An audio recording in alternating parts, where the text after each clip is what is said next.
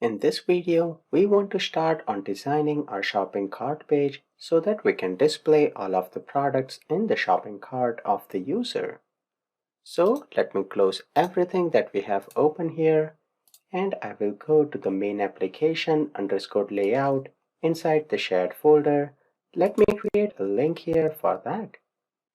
So right here where we have the home and product, I will create an li. Actually, let me just copy this and paste it one more time. We don't need the area, we just need the controller name.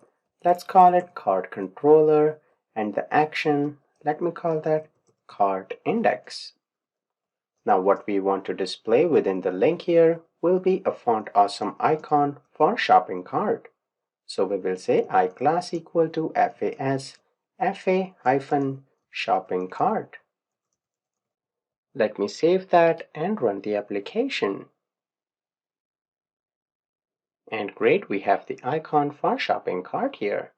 Now we need to create the cart controller, and in there we have to add the cart index action method. So inside the solution, let's add a new controller. This will be empty. We will call this cart controller.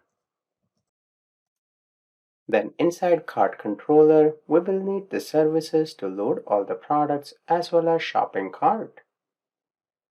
So if we examine the other product controller that we have, we only have the product service. Let me copy these two lines, paste them here, and here I will also add the iCart service.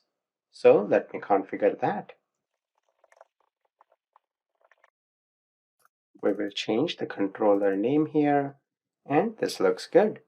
Let's work on the cart index action in the next video, but make sure you change it from index to cart index. Let's continue in the next video.